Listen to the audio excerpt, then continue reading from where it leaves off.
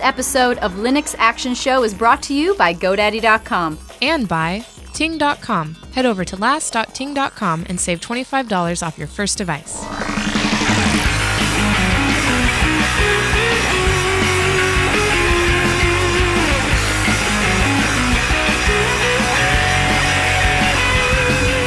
Welcome to Linux Action Show, Season 31, Episode 4. My name is Chris. My name is Matt. Hey, Matt, good morning to you. Good morning. Are you ready for me to let folks know about the big show today? Oh, heck yes. All right, well, coming up on this week's episode of the Linux Action Show, we're going to review SolydXK. Have you heard about this rolling Debian-based distribution? I have, and it's it's got my attention. Yeah, well, we asked our audience, what would you say is the defining up-and-coming Linux distribution that not enough people are talking about? And overwhelmingly, people voted for SolydXK. So we've been planning to review for a while now, and we're going to get it here on the show this week. We'll give you our thoughts on where this distribution fits in the greater distribution ecosystem, if you will, and maybe what some of the big challenges they could be facing down the road. Right. So stay tuned for that. Also, in the news segment, we're going to talk about Chromium ditching GTK and coming up with their own graphics stack. Boy. And the replicant developers found a backdoor in Samsung Galaxy devices, so we'll talk about that. There's also some Valve news and a few other things in the news roundup, so we'll be covering all of those. And in the feedback section, we asked a question last week about certifications and if you think they're relevant for people looking for a Linux job, and we got some great responses to that. We've also got a couple of shout-outs and some updates we'll be doing in the feedback segment. But first, Matt. Yes. It is our picks. Ooh. And this week on the Linux Action Show, I want to make my runs Linux something that we'll be building into the new studio. Yeah. So we have the JB Live FM and AM audio streams, and those are generated from the same computer right now that does our live stream for the video. Sure. There's some problems and limitations with that. Mainly, I can't do separate tracks that might be more suited for an audio stream.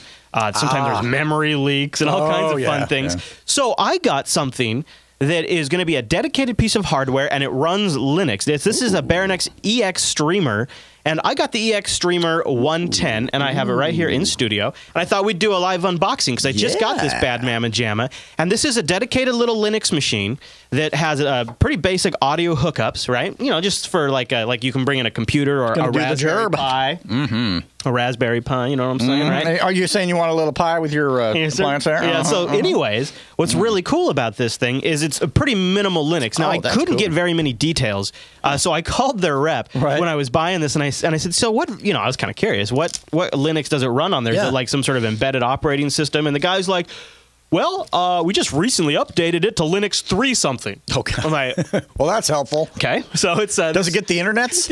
Yeah, it's a Linux 3 something. So here on the back, it's got Ethernet. Okay. And it's got so it's probably audio a generic thing. And it's got a USB port, so you could hook up like a USB storage device with a playlist file on it. Oh, me likey. And all it does is it gives you a little readout here on the LCD the part screen. That I like. I love that. So and then this thing just runs 24/7, just sips power, and it will give the content. It'll either take our live content and redistribute it to the JB Live FM and AM streams, or it will just play a playlist when we're off the air. Nice. Yeah, it's this really cool little thing. Chat room Josh in the chat room's like, so Linux 3 something? Hopefully 3.11 or 3.13. I would doubt it, actually. Probably not, no. I go back a roll, you know. Yeah, I'm surprised it's anything above 2.6. Yeah, or 2.4. Yeah. Oh, wow. Whoa. Yeah. You never know, right? I mean, with these embedded devices. Yeah, this is true. So, and check this out. So not only does it come with all of the cables, but it also comes with a little remote control. So, like, if I'm watching the chat room and somebody's like, man, this playlist sucks. What's next? And I could just boop. Bam! Isn't that awesome? So it has a remote control, too, and it has a little IR receiver on the front. I'm hoping... so here's something I gather is that it starts up with Telnet. Now, I'm not positive, but like you manage it over Telnet, and so I'm hoping I can flip that over to SSH. Yeah. Not that it's a big deal here on the LAN, but no, I mean you're all firewalled in anyway. But still, it's just kind of like really. And it the other thing is not that we would use it, but it was kind of cool. It also supports like AAC Plus, and I can't remember if it supports Vorbis. It doesn't really matter because we go up to a IceCast server that re-encodes it. It does the whole shebang for you anyhow. So anyways, that is the Barix, Barix EX Streamer 110. It's like $180 or something. $180, and you could probably run a circular laugh track on that. Because I mean, clearly every time I make a stupid crack, I need a laugh track to kind of help you guys along. As a little pre-show call out. Yeah, that's a little pre-show call. A little pre-show. So speaking of the pre-show, I want to welcome our JBLive.tv chat room, who's joined us this 10 a.m. on a Pacific. Now we are in the daylight of saving. Finally. Saving of the daylight.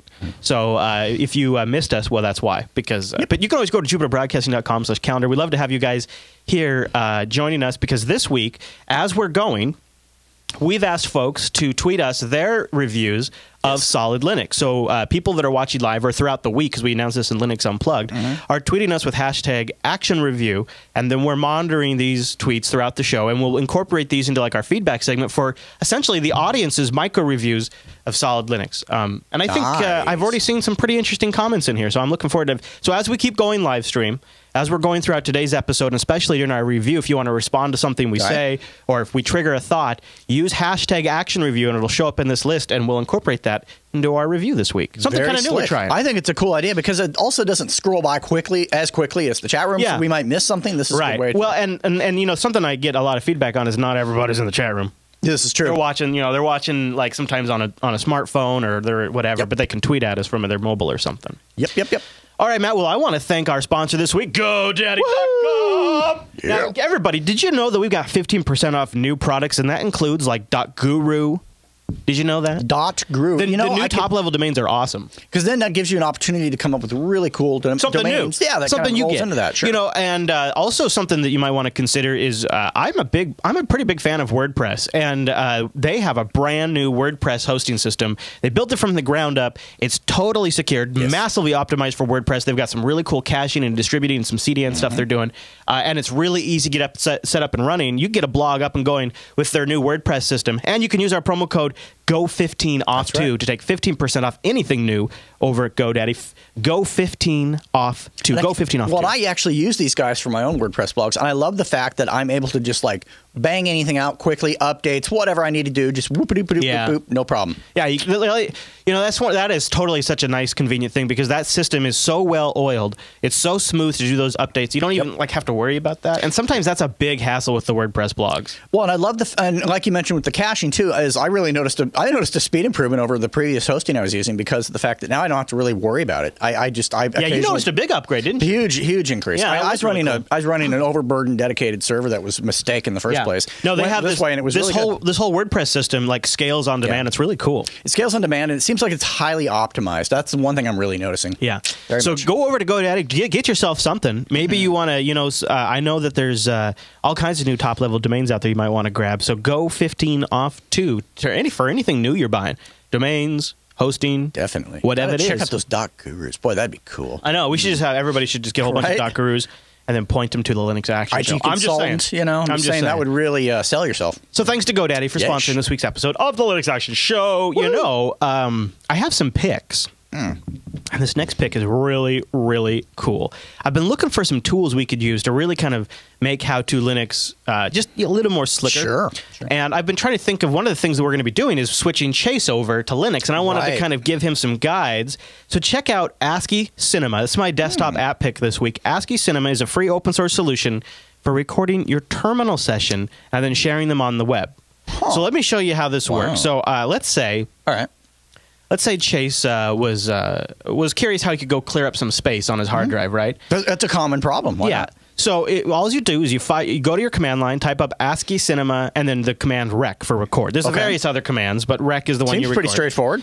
You hit that bad mamma jamma. It relaunches your shell. Now I'm back in. I was in fish, but now I'm in bad. And it seems like it's also telling you, hey, by the way, it's recording. It started. Yep. Sure. And then you just go over to so let's go to var, right? Okay. So I could type that in there, and then let's do like a du -sh summarize human readable star all the files in here. Right. I see I get all these I can't read. So that might be maybe what Chase was saying when he kept getting these error messages. All right, well, Chase, what you need to do is you need to sudo. And, of course, you might worry if you're recording this, is this going to show up in the recording? So we'll check into that. Yeah. So now we'll do that again. We'll do du-sh star. Okay. And now we can see all the file sizes. You can see, geez, Chris, you got 9 gigs in your cache. Those caches, man, I tell you, they'll sneak up on you. And 3 gigs in your log. I bet you could clear those up. You know, I could be saying this to Chase and whatever. Right. So now I will exit out by hitting Control-D. And it says ASCII cast recording finished. Do you want to upload it? Now, this is tied into their screencasting service. So when I say yes here, it begins uploading it to their service, and then it gives me a URL. You can see it went pretty darn fast, too. I think you can probably open it. Yeah. Yep, and so here, I'll go over here, and now, if we paste this bad mamma jamma in, you'll see it's my screencast, and I can hit play right here. And you can see there's another one I uploaded earlier, like another version. So it's stuck. It recognizes my machine, I guess. And so here's my ASCII screencast. Oh, this and is great. What's crazy is you can go in here and highlight this text. So you can go in here and highlight these commands during playback. You know how great this is for like doing tutorials, as you pointed out, and also just for people in forums that are like, oh my gosh, I need someone to show me how to do this. There it is. This is in real time, and this isn't Flash either. This is HTML5, wow. And you can see like the little even the progress bar is ASCII. And so look, Chase could literally highlight and copy that sudo s command that I typed there. Oh, dude, that is absolutely dynamite. And over at the Asciinema.org site, they have other people's videos too that you can browse that are public. So you can look at other casts that people are doing in their terminal. Like here's install something on Docker. Ooh, that's not bad. What if they got some ASCII art? Yeah, that'd be kind of cool. Well, there's something going on right there. Some they got some text cam. I don't know what that is exactly. We're not going to click that, but they got people playing cards, and which is pretty crazy. And I don't know how long these guys have been around, but I think also the back end is open. I'm sure it is. I know it's up on GitHub, but I haven't looked into like what I don't know if you can host it yourself, but if you could, that would be sweet. Sponsored by, it looks like it's sponsored by a company, so I would imagine it probably is based on just that terminology. Yeah, and they take Bitcoin donations. Yeah. And I noticed they also take Git tips, so they're on GitHub, which is probably where they have all of that. Yeah, there's there's the profile right there. So a pretty interesting site, and I think the thing that really got me excited about it was that the playback is text. That's right, and yet you could totally copy and paste that. That's just fantastic. Yeah, that's the killer feature. And so the other thing I was going to look into is I don't know if you can embed those. I don't know. If it's just HTML5, you should be able to. Yeah, I don't know. Yeah, you can drop the container in there. You absolutely can. So that would be awesome, like in our show notes. Boop. Bam! Right? Like, oh my God! You talk about like seriously adding value. Oh my goodness! Yeah. So I hope this project stays around. It is available in the Arch repo. It's super easy to get installed. You can go over to asciinema.org, and then it's a Python system, so you just sudo pip install Asciinema if you have all the Python stuff installed on your machine. Nice. There's Ubuntu PPAs. It's in the Fedora repo. It's in the, like I said, Arch user repo, and it's also in the Gentoo repo. Good stuff, right? Yeah. I mean, I'm really impressed with that. I mean, like, every once in a while you find one, it's just like, oh, that just changes everything. Yeah, so I think we might end up, so the only problem is the thing I'd want to play with is... because it captures everything, it also captures your mistakes. So if there's a lot of mistakes in something, I don't know if you'd want to publish that just because it might be confusing. But what it would be kind of neat is to be able to say, okay, here's the commands, and we could show them really quick on the screen. Right. And then say, if you want to see these commands in detail, we could record everything we're doing during the recording session, and then maybe we could go back and put the time codes, those commands, and people could go watch us enter those in. True. Or something. Then also, or just put the commands up on the page. And also, does it capture, and this is probably me just being paranoid, but does it actually capture your pseudo password? Oh, no. Oh, yes. So I meant to show that. No, it doesn't. Okay. Because it's probably not a thing, but you never know. You just never know. Yeah. So it's like, if it gets your IP address in there. Literally, if it doesn't show up in the terminal, then it doesn't show up in the screen capture because it's recording the text output of the screen. I like that. Yeah. Cool. All right. Well, you remember last week we got all huffy and puffy about Chrome team coming out and saying, "Look, guys, you guys, really, come on now. 3D acceleration in Linux is broken. It will never work, and we are going to only use the CPU to render things because Linux is a lost cause. I'm just using Windows or OS 10, and then it's fine." And we were like, but wait a minute, the Mozilla project. Wait a minute. Well, so this week there was a epic tech preview released by the Mozilla Foundation. You got to think the timing on this is not coincidental. Right. It really underscored this part. A Mozilla and Epic preview the Unreal Engine 4 running inside Firefox. Sorry, Chrome. Looks like you just wrong. Yeah. So I've had it running this entire time that we've been doing this intro. Here it is in my Firefox window. This is Epic Citadel. Now, you might be familiar with this. This was a popular one on the iPad. I'll just kind of give you... So you see you got the sound effects, right? And you can move around. Now, there is a little bit of tearing, but it's not too bad. And that may vary from card to card. It's not actually tearing at all right now, is it? No, I don't see it tearing. See, and I can move around, and it's just beautiful. The lighting effects are incredible. This is all inside my Firefox browser with no plugins required. No plugins. That's just It does work in Chrome, too. And see, if I bring up my... Oh, it does work in Chrome, too. Yeah, hey, Chrome. If I bring up my process monitor... Here, I'll let that run for a little bit. So you can see it's all being run on the GPU. It's not hitting my CPU at all. really. I mean, for the most part, it is probably a little bit. Well, just a touch, but not enough to matter. That's really good. Yeah, and you can have a guided tour if you want to see, like, here it is. Look how beautiful that is. The attention to detail is actually really impressive. And this is all this isn't pre-rendered. This is all being rendered in real time. Reflection, holy crap! Yeah, this is all rendering in my Firefox browser. So you're saying there's no rendering caching going on? This is actually happening as we go. Oh, and so now let's switch over to the system monitor. That's reasonable. Yeah, no, I'm not getting above 40%, right? Yeah. I'm not getting above and I'm running a 3D game. That's not compared bad, to really. Bouncing around 80. And we can bring it full screen. It still looks incredible. Oh my god! This is all in the no plugins. No, you just have to have a current version of Firefox to have this. Now, driver-wise, you're running a proprietary NVIDIA driver, I mentioned. So probably, drivers and cards and whatnot will probably vary. But for this particular card in this particular case, it's running really nicely. So wow. I mean, the fact that they say 3D in the browser isn't going to work in Linux. Oops. Sorry. Don't know if I'm buying that right now, Matt. Yeah, it's kind of like you got this over here, you got that over there. I'm going to kind of go with that. So I'm just saying. It's beautiful. Anyways, pretty. So I will have a link in the show notes if you guys want to try that out on your machine. Yes. UnrealEngine.com is where you can find it, and it's pretty awesome. I missed that game, Unreal Tournament. Yeah. So okay, I have one more kind of unofficial spotlight before we go. I wanted to say happy birthday today to RMS. Whose birthday is today as we're recording the Linux Action Show. Very cool. Happy birthday to Mr. RMS. The GNU Linux Action Show wishes you a happy birthday. And he has, somebody has bought him one of those new top-level domains, rms.sexy. So you can celebrate. That is awesome. That's really cool. What I love about it is these are all pictures of Richard using his laptop in just the most... every location possible. There's literally a picture of him in here using his laptop on top of a trash can. That is, I respect the man's humor. That's cool. No, he's like, he brings that thing with him everywhere, and cool. And the thing he does is he works offline. He just like pre-writes his emails whenever he just gets a moment. Because he's always moving around. Oh, yeah, kind of like how I used to do with the old Palm Pilots where you connected to the phone line. And then look at there, he's in front of a waterfall doing email. Oh, my God. That's good. Now, is he using a strap to carry the... Yeah, in some cases he does. That's clever. Yeah. That's actually... He may have just solved the problem for me. So then he just, at the end of the day or whatever, he connects, and then he uploads his email.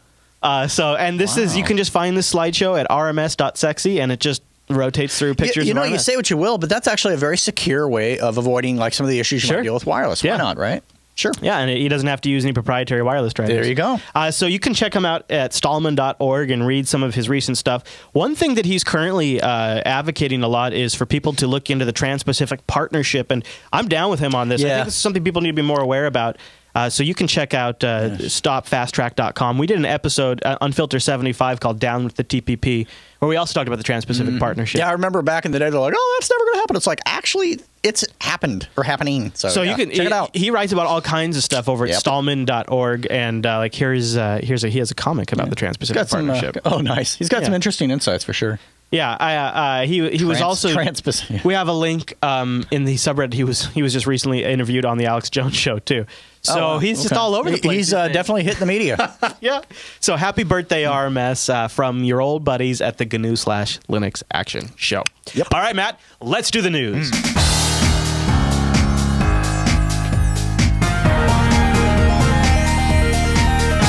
The news in this episode is brought to you by Ting.com. Matt, Ting is mobile that makes sense. Ting is my mobile service provider. Been using them for over a year now.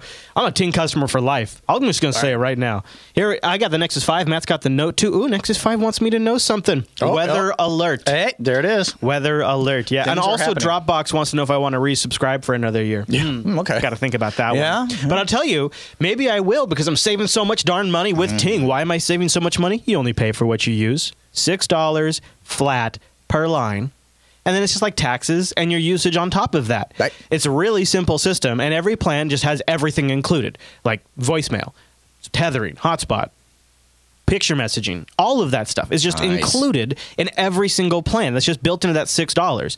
And 98% of people would save money with Ting. 100% of businesses with more than 10 devices save money. Ting has awesome management tools if you're just a single user or you have multiple people. You know, we got fans in our chat room who've switched their entire families over, and now that they're longtime customers, they love things like these control panels. The thing I love about Ting is even if you're not a Ting customer, they are enthusiasts of the whole smartphone ecosystem. And now, perfect. Just about the time I stopped doing Android picks, Ting started doing Android picks, and now they have an app a week. This week they're featuring Screen Filter. Sounds like a pretty cool one. Ever want to check your phone in the middle of the night without searing your retina? I'm Kyra, and this is Ting's App of the Week. Like the music. This week, we're taking a look at a simple but useful app called Screen Filter. In dark surroundings, your Android device's lowest brightness setting will likely still blind you. Screen Filter looks to resolve this and save your battery. Screen Filter is a basic application that allows your display to become much darker than the lowest brightness setting. Opening the app won't take you to the settings. It simply enables the brightness control. I think this is great that they do these app features on their blog, and you can watch the whole video by going over to ting.com/blog. Right. But do me a favor, start by going to last.ting.com. That lets them know you heard about it here on the Linux Action Show, and you appreciate them supporting. But also, even more than that, it gives you $25 off your first device. If you've already got a device you want to bring, check out their BYOD page, because you can save a lot of money doing that. And if you already have a device, they'll take $25 off your first month or so of service, however long that lasts you. For me, my first bill was like $22. Nice. So it's like, it's like a no-brainer, right? It's like, hello. Yeah. Plus, if you have a contract you need to terminate, Ting has an early termination relief program. They'll give you a $75 credit. So if you combine our last.ting discount and a line cancellation credit, you're going to save a lot of money. And then you're not in a contract. And you own your device outright. You're not spreading that cost out and paying for it in the long term. Like a sucker. You know what those other cell phone plans are a lot like? It's like a lot like going to those rent-to-own stores to where you're gonna, and you're gonna get reamed, and pay. It's like, oh hey, you can get a beta VCR from the '80s for $3,000. I mean, it's kind of like that experience. Yeah. Skip all that crap. Ting has a ton of great devices running every platform, from high-end Android phones, Windows Mobile. They now support the iPhone 5 if you want to bring the iPhone 5 or 4 or 4S. So those of you in your family who are Fruit Sporting members, they will now work on the Ting network. Woo. Or you can also get basic phones like the Kyocera Kona, which is, with our discount, last.ting.com discount, $63. No contract, no early termination fee, only pay for what you use, $63. Gotta love that feature phone. You own it. That's just so awesome. Right? It puts the power back in the mobile consumer. So a big thank you to Ting for sponsoring Linux Action Show. Go visit last.ting.com to support this show. Matt, why don't we talk a little bit more about Chrome? Because we were talking earlier last week, we talked about the whole Chromium upset around 3D. We teased it a little bit in the pick segment.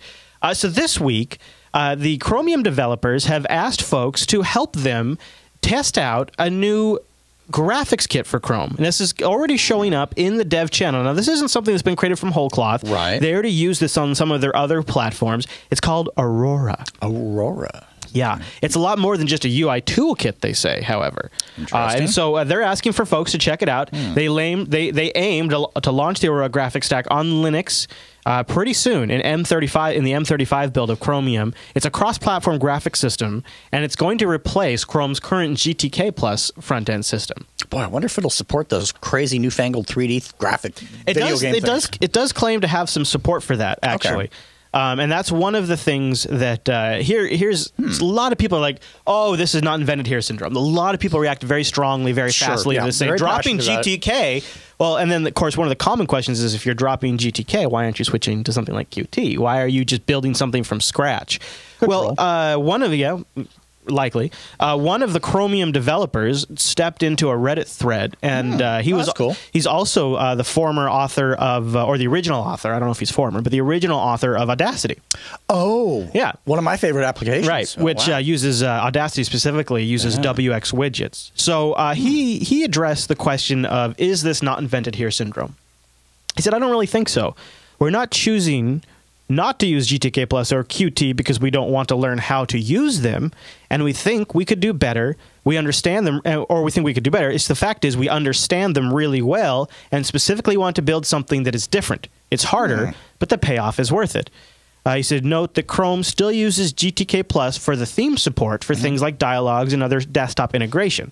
It's just that the main browser window is now rendered using Aurora rather than being made up of GTK widgets. Oh, well, that seems reasonable. For everyone who's saying GTK Plus and Qt support GPU acceleration, of course they do. But they do not support all of the features that Aurora does, and it would not be trivial to add them. It would be a major task. Aurora composites the entire Chromium window, the browser UI and the web page, all in a single pass. That's a big memory and performance win, but can't be done with mini graphics toolkits.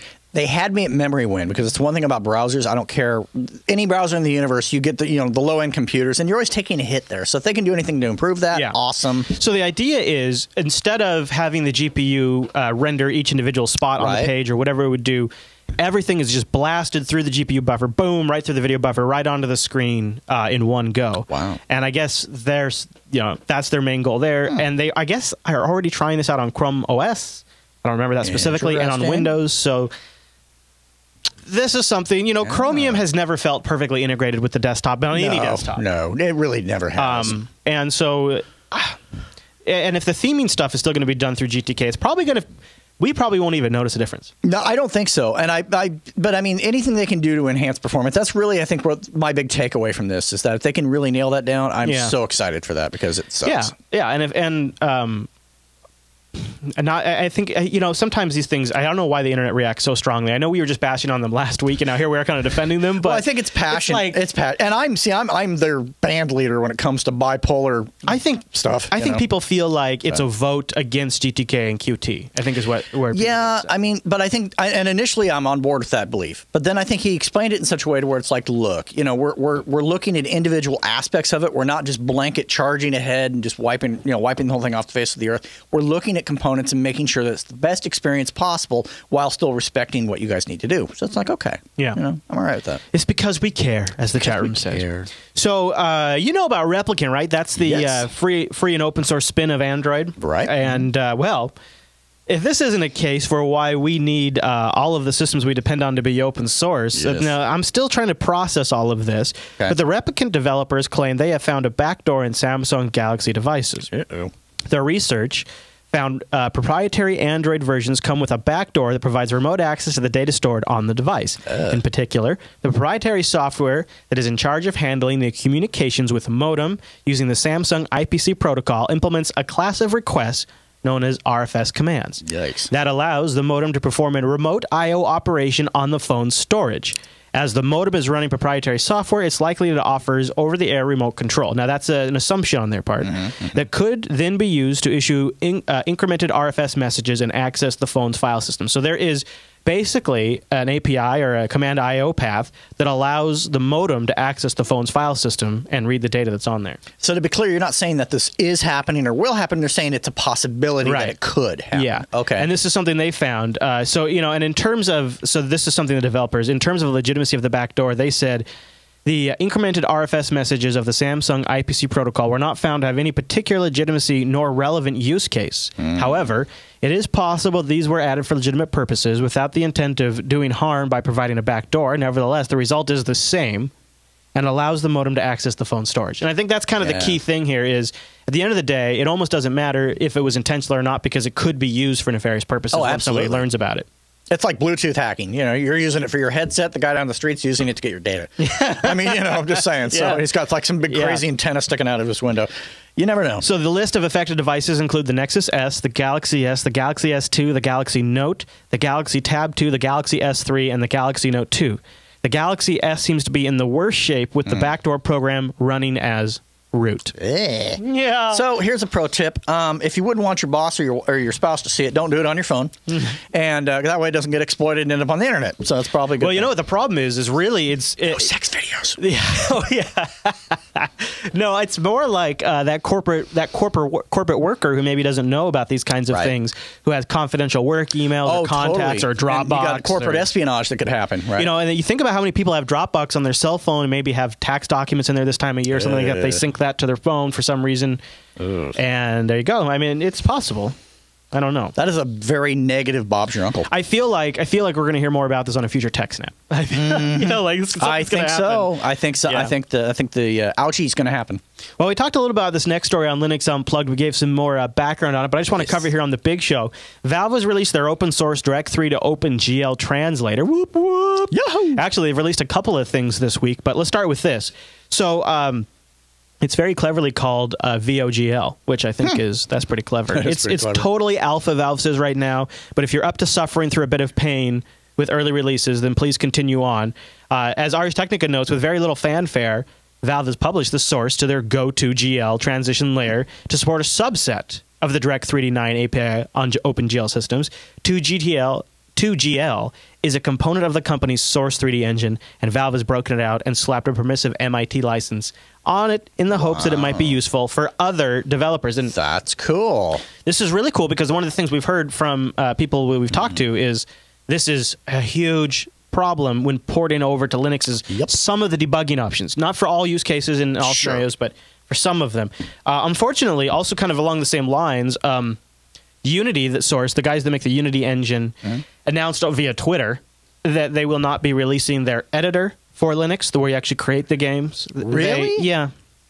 So you can, they have an export option where you can, with very little effort, you can crap out a Linux version of your game. I guess on the flip side of that, the way I look at it is I'm not thrilled about that, but at least the developers are still going to be making the games for Linux because it's easy enough for them to do. So I guess that's okay. But the real win would be if they would say, boy, you can make the game on Linux, you can play the game on Linux, and by the way, you can make Windows versions from Linux. Wouldn't that be something? That would be nice, and may happen someday. I'm gonna hold out some hope. I'm gonna cross my fingers, do a little dance. Well, that's okay because somebody real big. Did you know, by the way, that GDC, the Game Development Conference, is running next week? Oh, it is? Yeah. Let's see. I noted it somewhere in the show notes, so I put it in. Yeah, okay. It's running from the 17th to 21st of March in San Francisco at the Moscone Center. So that's happening, and there's already been some Linux news that's come out as sort of pre-announcements, and the one I'm really excited about, I don't think it means you're going to see games anytime soon, but Crytek has announced they'll be showing off the Cry engine on Linux at GDC. Now, this is probably a name that gets some name recognition even if you're not a gamer. Crytek sent out press releases today, this was on the 11th, announcing that they'll be showing off the Cry engine on Linux at GDC during the presentation and hands-on demos at the Crytek GDC booth. Attendees can see for the first time ever a full native Linux support in the new Cry engine. The Cry engine all-in-one game engine is also updated with innovative features used to recreate the stunning Roman Empire that they'll be demoing. Oh, no kidding. Yeah. Oh, wow. So pretty cool. Pretty cool. That's big news. Cool. And I think, doesn't mean you're going to start seeing a bunch of CryEngine games all of a sudden, but I think maybe new games. Yeah, the titling, as the titles start popping out a little bit more, a little less, a little more well-known, that helps because other developers take notice. I think it's a really big deal, and I'm wondering what other cool news we're going to see for Linux at a GDC, so we'll be keeping our eye on that. We'll be watching that for you guys. All right, so this next story could be nothing. Okay. So don't get all worked up. Okay, but I'm going to keep it. Definitely put it on your concerned, I'm a little worried radar. Got it. But you got to, we'll get into this. Okay. So a story circulated and really got some traction in our subreddit this week that Intel has announced OS-locked CPUs. Oh, boy. Yeah. Oh, boy. This started off on a post on Google+. That it was at CeBIT 2014 fair. And this came out during a technical presentation by an Intel employee. The manager gave an example. He says, in the Intel network, only mobiles with certain Android versions are allowed to use certain functionalities. If you then replace the Android version, e.g. a free CyanogenMod Android kernel, not only some chips would stop working, e.g. the LTE and UMTS chips, but also mails from your employee would be blinded out because now the processor itself would classify the new software as a risk. Oh, jeez. So the motivation is for your security. Yeah. But in reality, it's another, see, this isn't going to end well. And this started, and I was worried. So the thing they started experimenting with is running, they're integrating, and this almost just sounds so ridiculous when I'm about to say it out loud. Right. They are trying to integrate McAfee at the processor level. Like they're trying to be able to run virus scanners at that level to be able to authorize and deauthorize things, almost like an SE Linux type implementation at the processor level. This sounds horrible, right? No. No, I'm not. No. Now, this obviously, because of the incendiary nature of this, took off like crazy. However, Accolade in our subreddit points out that maybe we should be grabbing our salt. He says, even if you read the comments, this article is essentially taking software hooks in Android and projecting this with wild-eyed imagination of ideas of locked OSs, the code that runs without your knowledge, and things that have no foundation in the interview, which is the ultimate source for this article. He also, by the way, the author writes weird things like, microcode is very similar to ASIC or FPGA technology. ASIC is much faster, up to 15 gigahertz possible. By updating the microcode, you can burn new circuits into the processor, which then has the same functionality as software code. And as Accolade points out, that totally suggests this guy has no idea what he's talking about. Take this with a Dead Sea level of salt. That's a fair point too. So I guess maybe something security-wise is happening. This author interpreted it kind of like me interpreting something like that, and just. I think it's one of those gotta watch where this is going because the needle could go either way. Did you see the story that came out this week that both Microsoft and Google pressured, I think it was Asus, to drop their dual booting Android Windows 8 device? Did, yeah. Because they only wanted a Windows device or they only wanted an Android device. Well, imagine a future.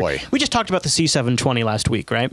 Imagine that. So say those things just keep taking off. And maybe like 3 or 4 years down the road, they don't like the idea of people wiping these things and putting Linux and Windows on them. Right. So they buy one of these Intel mobile OS locked chips and they put it in a Chromebook and say this can only run Chrome OS and Chrome OS authorized apps, which are secured by your Google login ID. And then they could also say, well, look, if anybody ever steals your Chromebook, all of those applications are locked to your ID. They could never get to your data. So they can sell this as a bonus thing. And meanwhile, they can lock that subsidized device. Because let's be honest, you're buying those things. Those things are subsidized. They're so cheap. They really are. Google says, here, you know what we'll do? We'll lock it to this OS. That makes sure they stay in our ecosystem so we get the value out of those machines in the long term. And we can sell it as a security feature. Or think about maybe how Apple could use these in the MacBook Airs to make sure you could never turn them into a Linux box. Right. Or, that I could see Apple doing it and it being successful for them. I can see Google doing it because, Google's selling stuff like hotcakes. I think Microsoft probably would be laughed out of the building simply because of the fact that they're already first they were partners, then they're competing against these hardware guys, and then they're saying, oh, hey, by the way, we're partners again, but go ahead and do this for us. I don't think Microsoft's going to have a lot of shot there, but I think the other two, could happen. And then, again, this could be absolutely nothing. These could be there's some translation lost here. This is literally being translated. And we could be all wet. It was at a CeBIT presentation. So take it for what it is. We'll just keep watching, see what happens. It is an eyeballer. Keep our action eyes on you guys. Boop. Maybe it's time to buy stock in AMD. Right? All right, Matt. And that's all the news for this week.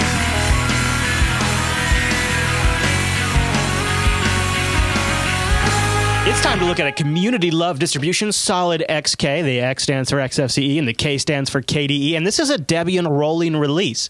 And we've been running it for the last week, and we'll give you our thoughts on it. First, I want to thank our segment sponsor, System76, creators of machines born to run Linux. I tell you, Solid would run solidly on a System76 rig. They currently have a sale right now on i7 processors, the 4810 generation, with $170 off. I like that. I mean, this is, if you're on the fence, buy now. Also, by the way, they just have a sale on the Bonobo, my laptop of choice.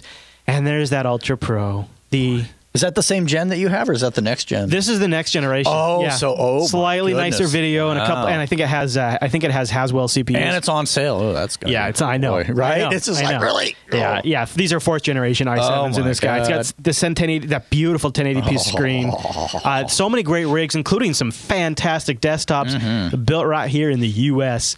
Go over to System76.com. Get yourself something nice, something where you don't have to fight with Linux. Telling you, Media Box and the Rotel Performance. I mean, that's just... when you reload and you just know you're not going to have to fiddle with drivers of any kind, you just start playing right away and get right to work, whatever the case may be. That's it. So go over to System76.com and tell them the Linux Action Show sent you. Good stuff. Thanks, System76. Definitely. So... Okay. 2 versions of Solid. Well, where do we start? So maybe we should start with a little bit of history. I wrote it down. Let's kind of get some perspective. We're going to get some of the mythology. Okay. And good news, we are scheduled on Tuesday on Linux Unplugged to actually have the developers on, and we'll hammer out all of the mythology. But SolidX or SolidXK or SolidXK, whatever. Here's the highlight. Here's the high-level version. It's a semi-rolling release based on Debian. It aims to be simple to use, providing an environment that's stable, secure, and ideal for small businesses or homes. They have a business edition and a home edition, and obviously one's kind of more cutting edge, more current. Right. It also includes proprietary software like Flash. And on the KDE version, it has the Steam installer. I didn't see it on the XFCE version, although I might have missed it. I didn't look for it there, actually, but it might have. And it's got a couple of nice things about it, like the update system. I'll tell you all about that in a minute. But here, I'll show you the desktop while we're kind of getting set up here. I loaded the KDE version. I actually loaded both. Oh, yeah. But I really like the KDE version. It's a pretty basic KDE setup. They're using the Oxygen theme, so it's not It's not the most beautiful KDE on the planet. But they keep it simple, which I think is their edge for me. Yeah, and of course with KDE, you can spend time getting it set up however you like. But one of the first things that really jumped out at me is this is a very clean, very minimal system in the sense that they've picked a few things that work really well, and they haven't loaded up with a whole bunch of stuff. For example, there's not KOffice on this thing. Right. They included LibreOffice. See, that I appreciate a lot. And on the XFCE version, I believe they use AbiWord. And they have an update system that's pretty neat. So it's a rolling release, but unlike Debian testing, you don't just get stuff all of the time. You get things in, you get your applications, like we always talk about. You get like your Firefox updated pretty frequently. When there's a new version of Firefox out, you can get a new version in Solid. But like the core system itself gets revved on a quarterly basis through these update packs. And these update packs are kind of, they just recently changed the schedule.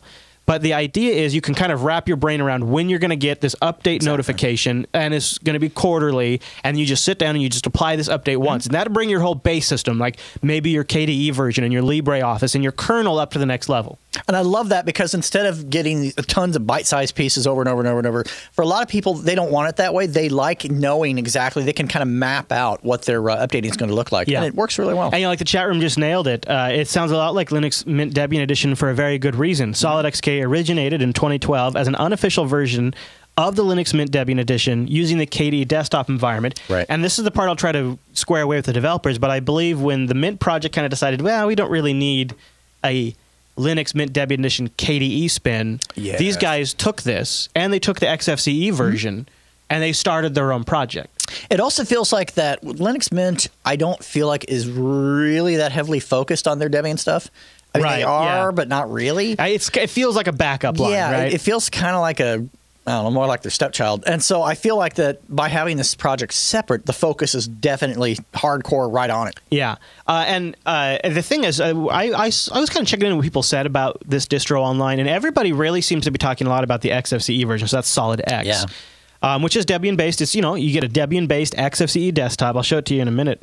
And I think the really nice perk here is this sort of solves the problem that Standard Mint introduces, and at the same time, you're also closer to upstream. So Standard Mint, you have that pave and reload cycle that you go through big updates. And it sucks. Yeah. It sucks so much. Like, I used to be Mr. Oh, just reload. Just you can pay. It wasn't a big deal. And then, like, ever since I've been running this installation since our Arch challenge, I've kind of come to enjoy, like, oh, my GPG is already set up for me. Oh, yeah, my wallet stuff's already done. All this is already done. Now it's like, oh, I never want to reload this because I've really got it the way I like it. Exactly. So now I'm kind of seeing it from the other perspective. I understand why people don't want to reload all the time. And so Ubuntu doesn't exactly force you to reload, but Ubuntu forces you to take these big gambles every 6 months or every LTS where you really got to do a massive upgrade and some stuff breaks. Right. It can happen. I mean, I'd say probably 1 out of every 4 upgrades I've done with Ubuntu would break. Maybe 1 out of 5. It really just depends. But it was enough to where it was a real turnoff. What I like about this is that not only will it target an Ubuntu user, like let's say my mom, for example, I want to drop this on her computer, I don't have to worry about ever upgrading it again. I just basically remote in, handle the update packages, Bob's my uncle, I'm done. Yeah. Kind of liking it. So what I'm digging too is, so they have daily security updates. They update that security repo daily. They do the big application updates. They already have pretty fresh repos to begin with because they're pulling from Debian testing. And then they integrate this update pack. This is the quarterly process thing I was talking about. The testing period is initiated on the 1st of each month, and it takes 2 weeks of testing before making the update pack available to the public. So even on this quarterly basis, they've been testing these for a little bit here. Then the following dates, they have things planned out. So you can actually go to their website and see when your next update's coming. And the repos, so the big downside, if you're like looking at this versus Ubuntu, is like no PPAs, right? But the repos are actually fairly up to date. I was pretty happy with it. It's like I looked for Dropbox. There's Dropbox. Exactly. You want to do Spider Oak. You can actually add the Debian repo for that fairly easily. Anything that works with Debian is going to work with this. So they have 2 software managers. They have their software manager, and they have Synaptic. Of course, it's very Mint. It's very Mint in regard. And I like that, though, because I was able to get it to work quickly and easily. But if you just look at the featured section, here you can see there's a pretty good selection of applications. Here's Dropbox. Here's Picasa. Here's Minitube. These are all like great apps. They have things you might find in a PPA elsewhere. Right. So you don't have to go get the PPA in this case. Yep. Something else they have, which is really nice, is like I mentioned earlier, built in, it comes with, at least on the KDE version, Steam pre-installed. So you just go here, you launch this, it then goes out and pulls down the latest version of Steam, and you're good to go. Was Play on Linux installed by default too? Because I'm running the XFCE version, I didn't look for it, but because that I like. I like that a lot because that's my favorite way to do wine. And here's so here's the update manager. Now we're in between quarterly releases, so we don't have the big quarterly update, but you can see here's Firefox 27, so it's going to bring me up to 27. Here's some system administration updates. Here's Thunderbird. Oh, yeah. So I'll go and I'll install these updates. It goes out and pulls these out. They have a very simple update manager, but it's clear. It's easy enough to use. You click one button, you're good to go. Little notification down in the corner. Honestly, and when I say looking at this, honestly, I'm actually planning on switching out some Ubuntu boxes with various family. For this, I like everything about it. Well, like we have, this makes my life easier. We have a rig sitting here next to you that's running a 1204 LTS, and yesterday I was recording some faux show and needed to install some software, and I was starting to feel the age of 1204. But the problem is I don't want to update that computer very often because it's a dedicated Skype machine that does a few other tasks, and I really have no incentive to go in there and run an update once a week. So Arch isn't a good contender. But I also, because it's a production machine, I don't want to have to reload because if I get the sound card settings just right and I get Skype set up just right and whatever it is, I don't want to have to worry about changing that. So Solid solves this problem because I get a good Debian base, I get a reasonable desktop. I could load XFCE on there with no problem. It's not bad looking. Although it uses the oxygen icon thing. I definitely want to clean up the theming, but I think from a minimalist point of view, it's good. I think once you theme it up to kind of meet your needs. I like the fact they stick vanilla on it, though. I think that's probably the way to go. So I think, for that kind of machine, Solid offers a really good solution. And you can go business edition on this. Yeah, exactly. That's what I do. Just boop.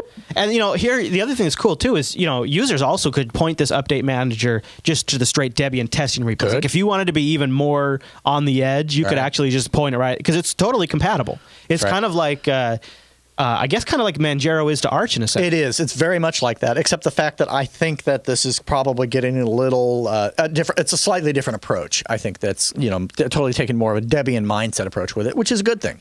Yeah. So you avoid that. You avoid that nuke and pave reload that you have with Mint. You avoid the upgrade gamble that you have with Ubuntu, but you still get your Debian apt-get base that you like to use to install your software. You get good community support. You get Steam preloaded on the KDE version, and it's really easy to get going. And the other thing that's really nice is if you're a brand new user, and this might be something that's nice for people who are switching. Is when you first log in, you get this really nice welcome screen. And one of the things that has several options on the side of that welcome screen, and one of them is proprietary drivers if you want to enable them. This is part of the reason why I was saying for Ubuntu people, you can switch. Honestly, you really could. So, and you can start the driver manager now. On my installation here, I didn't need any proprietary drivers. And then, of course, they also have things like links to community or how to contribute and donate. And this is just the first welcome screen, and you can just uncheck the box, and it doesn't show up again. But it's a nice way to kind of get you situated. And if you're on a box that needs like a Wi-Fi driver or a video driver, this makes it really easy to get up and go. That's right. That's exactly it. It's a nice touch. Well, and a lot of people are asking, so how do the quarterly update packs compare to, say, upgrading Ubuntu? That's, based on my understanding of it, honestly, I think it's just less moving parts being interchanged and exchanged back and forth. It's just less stuff. Because when you're doing an Ubuntu upgrade, it's the whole shebang. Yeah, because it's quarterly, we hit it mid-cycle. Right, exactly. So that would be, I could keep this installed and see what happens. Yeah, I gotta tell you, it's not too shabby. Yeah, and I'm really looking forward to talking to the developers and kind of finding out, because here's what I think the big challenge is for these guys, is I think they have a really solid solution, assuming that they can kind of keep it going. Because I don't know how big their team is, and I don't know what their demand is, but this distribution is filling a hole. Big hole. Yeah. It's honestly, if something went really wrong and I was going to drop Arch, I think I would go to Solid. That's honestly, and I was just about to say the same thing. It addresses my needs well enough. I'm not as big into, I like bleeding edge software, but it's not as critical for me. I just like the speed, which this has. And it has a lot of the software availability that I like. And rolling is so huge. And once you go rolling, all the other ways seem really old. And the thing is, this is like rolling with a safety net. Right. And it's pulling from Debian upstream, which is a great distribution to begin with, which has a bright future ahead of it with SteamOS and the switch to Systemd. So that's a camp I'm totally on board with. I love the apt-get software management system. I like the idea of quarterly updates that I can wrap my brain around. Yes. And I honestly, after 15, 20 minutes of tweaking, that KDE desktop's looking pretty good. Exactly. It's and a lot of people loved the XFCE version. I was really a big fan of it. I mean, and for myself, I'm not necessarily needing the niceties like the little driver installation, all that stuff. I mean, that's just for nice the newbies. But it's nice to be able to drop that on someone's computer and say, "Hey, check out Linux for the first time." Ooh, nice impression. Right. Oh, by the way, you'll never have to upgrade it. Just saying. Yeah. You don't have to reload. You're not going to have to set everything back up, which is a huge hurdle for casual users. Yep. And so I think the real question I have here is, at what scale can they test these things? Like, how tested is their testing repo? Right. And I know they also can rely on a little bit of Debian upstream testing to kind of iron some of that out. Probably it's what it does. It's probably done in a tier system. And I think that I'm going to spend a little more time playing with it before I totally seal it off as ready to go. But based on what I've seen, I've been pretty happy with it. So real quick before we wrap up, here's the XFCE version. Yes. Real basic. I did change the background, but they have this little launcher. I forget the name of this launcher, but it's a great launcher. Whisker menu? That might be it. I think. I always hear that tossed around, but I always forget what the hell it means. Yeah. It's Whisker. Yeah, it's Whisker. Okay. Yep. So let's see. Does it have Steam? Let's see. Yeah, I don't remember having Steam, but you have pretty much everything else. Oh, and also I do recall I did. So here's I think this is Synaptic that I just started. Yep. If I search for Steam in the XFCE version, it's right there in the repo. So you don't care. It's no big deal. And of course the themes, you can see it's very KDE looking on the XFCE version. They've got the oxygen icon. I noticed that. It was very dolphin. And it feels a little like heresy, but but that's okay. That's okay. You can change that. So we don't make a big deal about that anymore. But it is there, and the XFCE version's super peppy. It's a good implementation of XFCE. They've got the Thunar file manager, which is one of my favorite file managers. Yes. Abbey Word, like I mentioned, and everything's available in the repo. They've got a really, really nice repo. Of course, so does Debian, right? I think so. Yeah. So anyways, it's two, SolidK and SolidX. We took a look at both of them here on the Linux Action Show. Impressed extremely by both. Personally, I was going to be skeptical initially. I really didn't think I was going to like it. I really didn't. I mean, I thought I was going to be bored to tears with it. Kind of like, oh my God, this actually solves problems. This is cool. I thought it'd be too small time. And I don't mean to be a dick about that, but I kind of felt like this is not a serious distribution, but honestly, it's a team that's obviously got their stuff together. They've got a vision, and on top of that, they're pulling from something that's so great to begin with that it really just needed somebody to guide it into a really well-developed desktop. And Linux Mint Debian Edition does this on that side of things. This feels closer to upstream to me for some reason. It feels closer to Debian, and it feels a little more lightweight to me. I think the rolling part of it's why you feel... I think anytime you're in a rolling release, you do feel closer to upstream. Linux Mint Debian Edition is rolling, but this rolling model that they have is something, and I maybe I haven't looked at the Linux Mint Debian Edition enough, but this is something I can easily wrap my brain around. Quarterly update packs with main userland applications like Firefox and Thunderbird updated as soon as they become available. And something that Solid does for security is they build Thunderbird and Firefox from source themselves. And they check it to make sure it matches what it should be. And then they deploy it to the repo, which is nice too. Yeah, right? So I think those are probably differentials that you might not find elsewhere.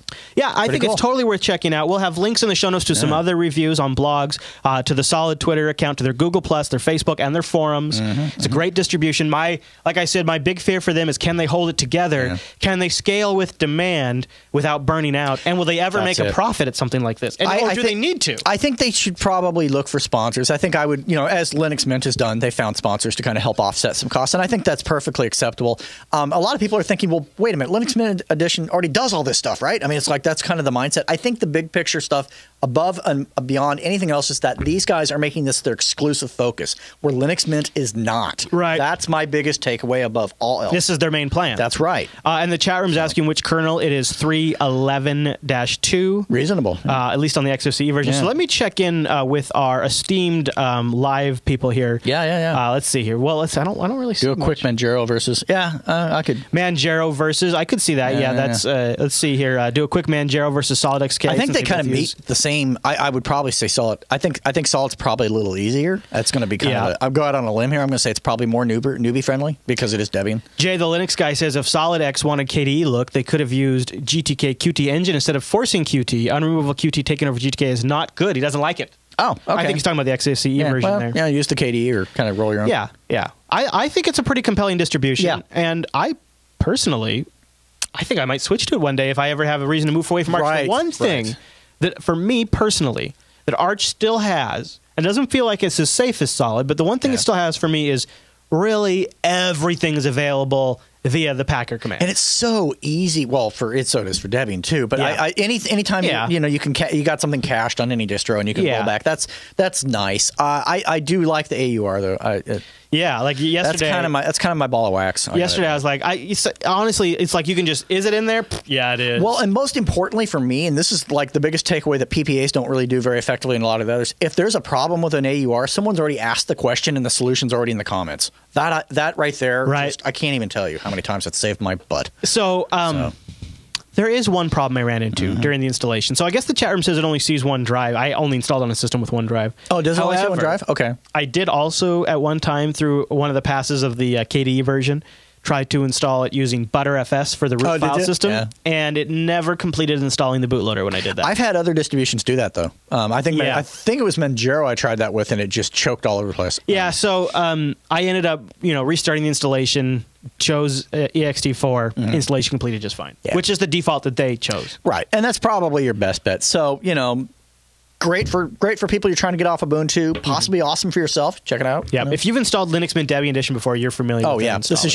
your wheelhouse. So yeah, I'd say definitely give it a look. Play with it for a little bit, and if you've been eyeing the whole rolling release thing, but you've been a little nervous of like really raw code just ending up on your system and borking something, Solid could really offer you something. Even if you don't use XFC or KDE, you could just load a different desktop. And then be sure you tune in to Tuesday's Linux Unplugged following this broadcast for our chat with the SolidXK developers. Yes. All right, Matt, that's the Linux Action Shows. Look at this up-and-coming Debian rolling distribution.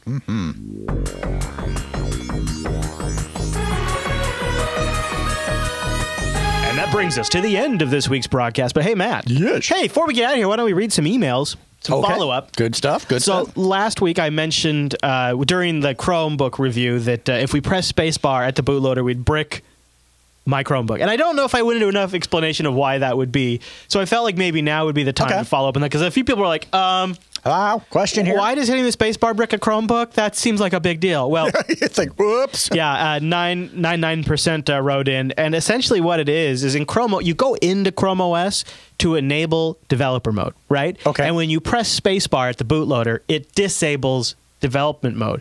If you've deleted Chrome OS off the hard drive like I had, you can't go back into Chrome OS to turn on developer mode. And when you don't have developer mode on, it only boots into Chrome OS. And if there's no Chrome OS to boot into... So it's a perfect storm of like 2 or 3 steps that you have to actually take. So it's not like you're just going to accidentally bump into it one day. Like, oh my God! The pro tip would be, it's a little tight with 16 gigs. You could replace that SSD in the C720. It's a PCI SSD. You could replace that with one of those little ones. Maybe put like a 120 in there for like $135 and leave a little bit of Chrome OS on there so you can do things like you can go into Chrome OS and you can permanently turn on developer mode, or you can turn it back on and that kind of stuff. So might be a good idea. That was something to consider. Yeah. I had a special thank you I wanted to shoot out to Blaster, who you guys are probably pretty familiar with, on our Mumble server. And this came in from Future Chris LAS. Now, you remember last week we had a time traveler on the show. Yes. This is completing that time loop. So from me, I broke through the time portal. Yeah. I guess that's what it is. You're just kind of. And I said, hey, Future me, big fan of the show. I watch all of them, and your hair looks great.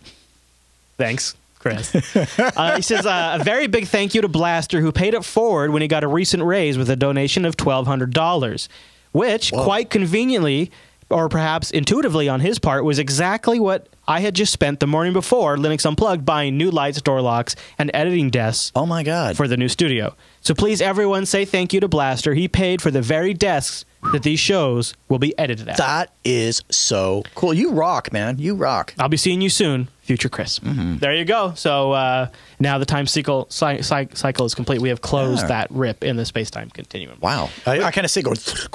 So thank you, Blaster. That's really awesome. And it was literally like I had just bought like all the desks and all the stuff, all the lights. The money's kind of gone. You got that like I just spent a ton of money feeling where it's like, you know. So it was perfect timing. I think he might have known because I was bemoaning on Mumble, but I didn't really say much.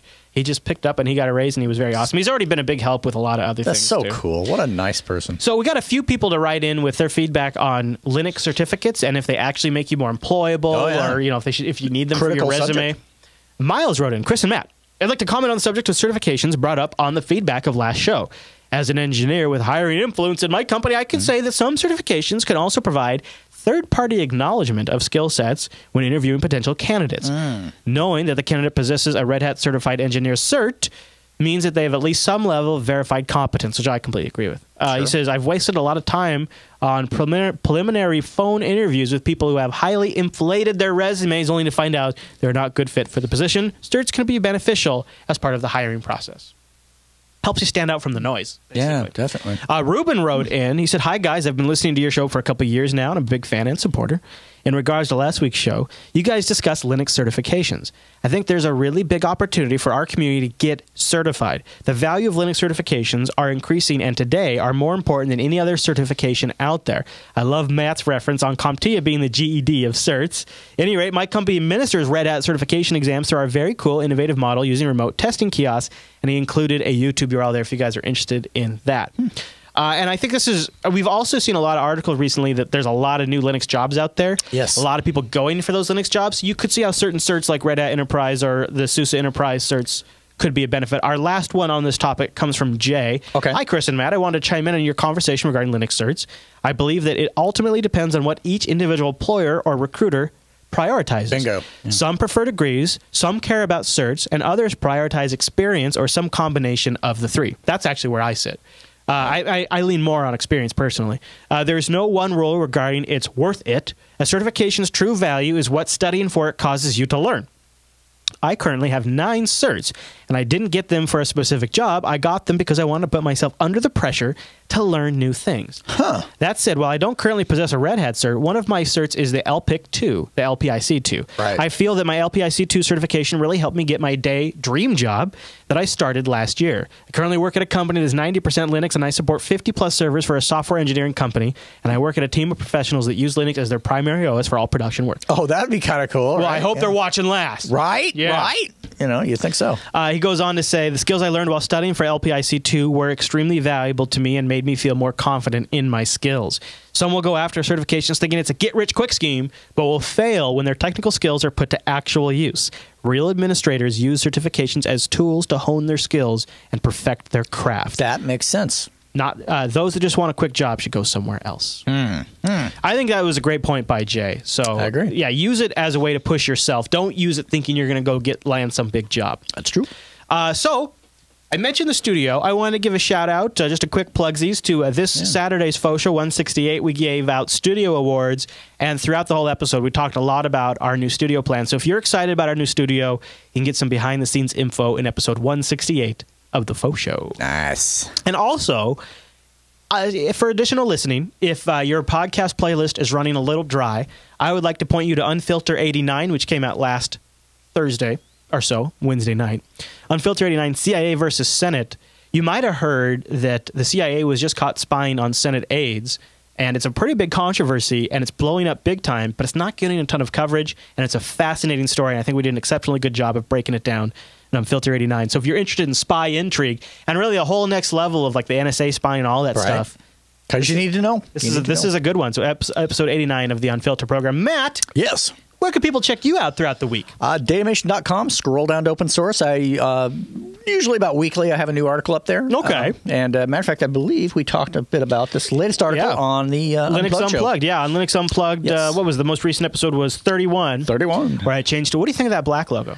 You think it all black without the blue background? It's easier in the eyes. Yeah, it's not as distracting. Yeah. It's much cleaner. It's clean. That's what I was thinking too. Nice and clean. That's the new logo. It's been scrubbed. Started by Q5Sys and then polished up by Angela. It looks really good. Ish. Yeah, so that was episode 31. We kind of took your article and used it as a springboard. Yeah, it really worked out well. Kind of talk about all the Ubuntu animosity and how that could potentially be scaring away new Linux switchers. Well, it's something I deal with a lot you know, just even now, I mean, like in real life and online, I get a lot of back and forth on that. That people come new to Linux, new to Ubuntu, come to it, and they're just like, God, why is all the? I go to like a general Linux forum and I'm treated like a leper, and it's just like, you know, I said, yeah, try going to an Arch forum sometime and tell me how that works out. You know, so it's something I wanted to touch on a little bit. Yeah, kind of explore. I felt like it was a good conversation, and you know, we're part of. You know, the reason why LAS is formatted the way it is to help people who enjoy Linux and love Linux, but also to help sort of give an on-ramp to new Linux switchers. We try to accomplish both. And so that's a topic, you know, what's preventing people from switching to Linux, that's really important to both Matt and I. And I feel like we've talked a lot about like the technical reasons, like why, you know, AutoCAD or Photoshop or whatever it is that people, whatever it causes like enterprise or businesses or home users from switching to Linux. This episode in 31, we really talked about the community aspect and what Linux users might be doing to prevent people from switching to Linux. So that was a great Unplugged if you haven't caught that one. That was episode 31. Excellent. Matt, before we go, I got to go grab a box. We got something kind of special today, Matt. Okay. With something that we've been meaning to get to for a little while. I think it was actually sent to celebrate episode 300. Yes. But you see, as the Jupiter Broadcasting Network has grown, we have intermail and office politics. That's right. It was sent to the shipping department at first, and then they sent it over to acquisitions, and it's just been ongoing, Matt. Well, I think the mail guys were doing some like fight scene from some Game of Thrones thing or something in the mailroom. I don't know. It was crazy anarchy. You got keys on you? You got any keys? Because we got to open this thing up. So do me a solid and let's cut this thing open. So this was sent in to the Linux Action Show. This is a physical box that we got to open up here. And I don't know. Let's see if we can pull this off. This is what we get for doing it live, Matt. I completely forgot about this, but I think there's something nummy in there. And Angie, are you in chat? Do you remember who sent this in to us? I don't remember. Yeah, you're gonna probably need more. Hopefully there's a letter in there that'll tell us, because we haven't. I shred the letter. There we go. Nice. All right. This is exciting. This is a physical box. Now, I got a lot of funny responses on Twitter. People on Twitter and on G+ were making quite a bit of jokes at our expense at what they think is in this box. Oh, look at you go. You got it. You almost got it. You almost got it. Here's what. Someone's head. I teased this on Twitter. I said, what's in the box? Find out on this week's Linux Action Show. And somebody responded. Mr. Gentoo said it was coffee and hard drives. Let's see. Rob Loach said I was being a tease. Somebody else said that it's a bomb. Somebody else said That's why he has me opening it. Somebody else said it's Omaha frozen steaks. That's funny. All right. Oh, I've been known to do that occasionally. Okay, so here we go. Here we go. Look at this. Okay, now we got more tape. Oh my God. More tape. Mailbox key. This is like when Grandma gives me a present. It maybe right there. I don't know. Yeah. Well, that'd be smarter, wouldn't it? We should have brought a knife. Coffee beans and a RAID Z. Right? Yeah, I don't think so. Here we go. Now we're getting somewhere, Matt. Here, give me a little cut over here, too. Give me okay. A mail key? Yeah, that's the sharpest one I got. Oh, okay, all right. I always open up boxes with keys. Yeah, well, I have a multi-tool. I keep it home. Yeah. There we go. This is, okay, here we go. Here's a note. Here's a note. Here, I'll let you, here, maybe we go like that, because I think stuff could fall out. Here, I'll read the note while you, Okay. Okay, it's a handwritten note. Check that out. That's awesome. Oh my God, it's newspaper. I've been wanting this for. Oh, in styrofoam. So we got a handwritten note here. Okay, so I might have to be delicate here. Okay, hey Chris, as a belated birthday gift. Oh, this is more belated than I thought. And a little thank you for the shows. I've shipped some tasty beverages. Oh. Look, individually wrapped. Oh my goodness. Oh my goodness. Look at, okay, all right, okay. Anyway, I hope you find the time to sample and hopefully enjoy the enclosed IPAs, ales, porters, and stouts. I selected a few from craft breweries across the UK, England, Scotland, Wales, and Northern Ireland. He said, P.S. There's also a heart for Matt, as I know he's a Madden fan. A something for Matt in there. There's something for Matt in there. He says, as always, keep up the good work. Great work. Can't wait to see what's in 2014. Fan, yeah. Oh, awesome. So that's Keith, or Kaipee, Nice. K-A-I-P-E-E in the IRC. Well, thank you, Keith. That is super awesome. Trying to figure out what he put in there. So now I got to take these things out. Look, he's got some serious wrapping on this. Like, he did not want this beer to break. Get this down here and look. Yeah. All right, this is too cool. Well, thank you, Keith, for I'm getting it all over my laptop. I'm getting it all over the bonobes. Oh my God. Kind of making me beer thirsty right now, though. But I really shouldn't drink this right now. I should let it get cool. Well, that was really cool. I like getting physical stuff. That's way better than email. That is crazy. Yeah, absolutely. Oh my goodness. All right, well, awesome. So there you go. Thank you very much, cool. Keith. And here's a beer. Oh wow. I just love the wrapping on. That's cool. Look at. Oh my God, that is awesome. That is. Eddie. Eddie is in the house. That is so cool. Can't wait to drink that. These. That is awesome. I know what. I'm going to put some of these in the fridge, and after Eddie, man. I think by the time Lass is done cooking in the oven, these will be ready. A couple of these will be ready to drink. The trooper.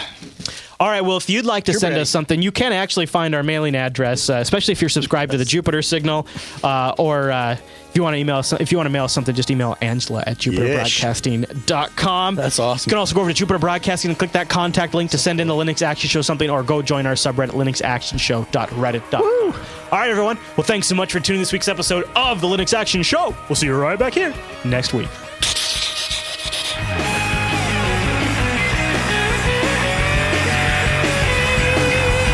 And so Dylan is at that age where he just asks like a million questions, like constantly. That's all he does. And so the topic of what you can do with poop and what the results are came up like 1,000 times last night. Awesome. So I'm driving around, you know, like it starts making you think, and you're like, oh, I never thought of that. Well, it's just gross too. He's like, well, what if poop got in my eyes? Like, what if poop got in my mouth? Can you drink pee? Which, you know, these are all probably pretty valid questions. They are, for almost a 5-year-old. Shock value context, you know, of course. And at a certain point, like at first I'm entertaining and I'm like, yeah, well, you know, yada, yada, yada. And then after all, I'm like, dude, I don't really want to talk about poop and eyes and stuff anymore. Yeah. Well, have you ever done it before? No. Why not? I'm like, oh my God, yeah.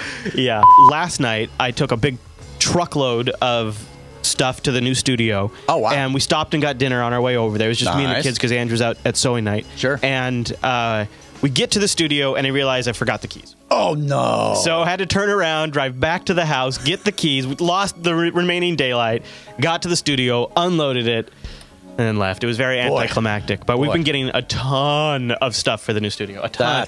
New light fixtures. That's a mixed thing. It's good and bad. Yeah, all new light fixtures because they need to be replaced. Super bad. Yeah. New door locks. And we're going to get ones with coded entries so we can give out different host codes so you guys can just get in on your own. Oh, wow. So that's going to be nice. That's fancy pants. So this guy goes through the whole house. We can figure out where we're going to put the patch panel. We figure out we're going to put in some emergency lighting that has battery backup. Oh, wow. All this kind of stuff. And it's looking really good, and the guy's got a lot of really good questions, and he totally knows where I'm coming from, and he's got it all mapped out, and he's like, all right, well, I'll get you a quote in 5 days. Like, oh, God, okay, I wanted this started in 5 days. I don't want to wait 5 days. I'm talking about no sleep, right? I mean, 6 days rolls by. Oh, jeez. And I'm like, okay, what's going on? So I call him on the halfway through the 6th day, and I'm like, hey, I'm just wondering, are you still interested in my business, or like, you know, where are we at with this thing? Because I really want to get started on this. My dad died yesterday. Oh, now you just feel like a dick. It's like, oh, jeez. And he's like, I'm not really sure when I'm gonna get. And you can't really push that because it's like, oh yeah, you know, I mean, I've been through that myself. It's kind of one of those things. All the devices you've just seen have one thing in common: they're controlled by miniature electronic networks. Networks so small, their anatomy cannot be seen by the naked eye. Look at that. That is Frozen, streaming from a torrent file, high definition. Wow. Yeah, have you seen this? These guys are gonna get. These guys are gonna get the. I mean, I just can't imagine. So this is popcorn at time. Oh yeah, I've heard about. You've heard about it? Yeah. So these are all torrent files. These are not. These are. I don't have these downloaded or anything like that. God. And when you click on it, you get different health status. And if the health's excellent, you can generally just click watch now, and it just starts buffering and streaming it from torrent. No hard drive, no problem. Right. I mean, right? You just basically need something to buffer with. And so they came out and said, "Oh, we're shutting down," but they never took down the code off the web. And in fact, a new update just came out like the other day. And look right here on this one, I can switch between 720p or 1080p. The movie industry is screwed. The fact is, modern chip technology conserves not only operating power and human resources, but precious raw materials as well. All right, Matt, here we go. It's the Linux Action Show. Oh, and it's season 31, episode 4. What?